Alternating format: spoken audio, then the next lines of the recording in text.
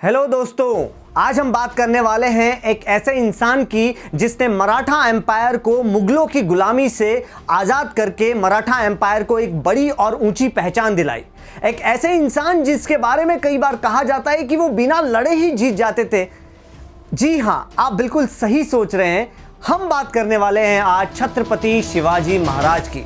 छत्रपति शिवाजी महाराज जो इस देश के ही नहीं बल्कि पूरे विश्व के बेहतरीन लीडर में से एक लीडर गिने जाते हैं। ये वही इंसान है जिन्होंने इंडिया में नेवी का कंसेप्ट दिया था।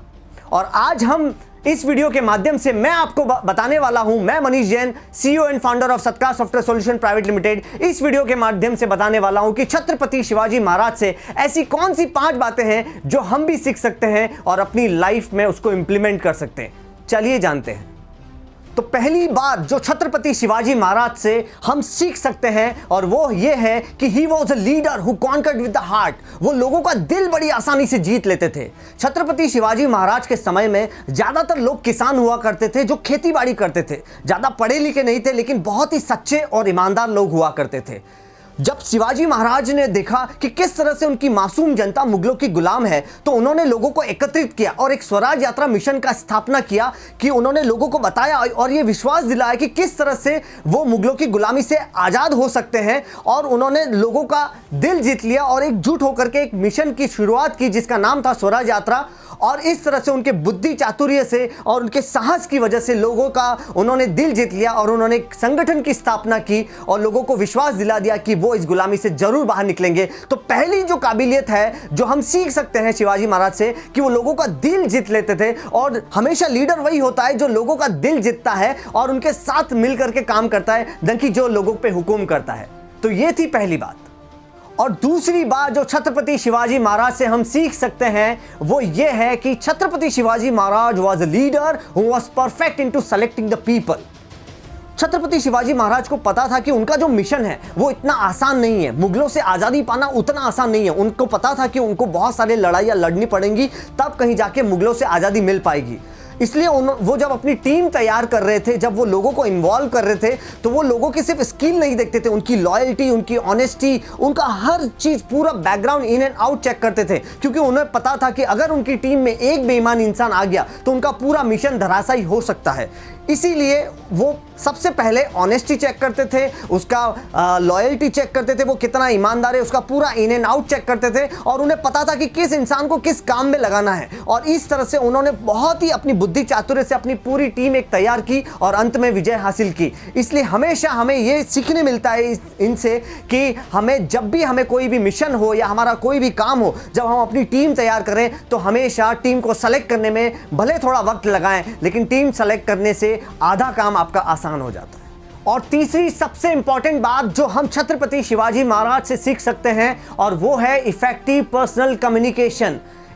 कम्युनिकेशन का मतलब ये नहीं कि आप अच्छा बोल लेते हैं। पर्सनल कम्युनिकेशन का मतलब शिवाजी महाराज जो थे वो जब भी उनकी टीम, प्रजा, सिपाही या किसी को भी, कोई भी लोगों के घर में कभी भी कोई तकलीफ हो ना हो, वो हमेशा उनसे जाके खुद बात करते थे। वो उनके घरों में जाते थे, उनके साथ बातें करते थे। वो अपने एक एक सिपाही के साथ जाकर के खुद बात करते थे। इससे क्या होता था कि उनके जितने भी सिपाही थे, उनके जो इनके मिशन को आगे बढ़ा रहे थे, उनको एक हौसला मिलता था, एक साहस मिलता था उस मिशन को और आगे बढ़ाने का। और जब ज़्यादा पैशनेटली वो उस मिशन को आगे बढ़ाते और जीत में भागीदार साबित होते थे। तो ये थी क्वालिटी। इफेक्टिव पर्सनल कम्युनिकेशन बहुत जरूरी होता है लीडरशिप में भी, कि आपकी टीम में चाहे कितने लोग हो लेकिन अगर आपका पर्सनल कम्युनिकेशन, पर्सनल टच अगर मिलता है तो डेफिनेटली वो एक मैजिक की तरह काम करता है। तो ये था तीसरा पॉइंट।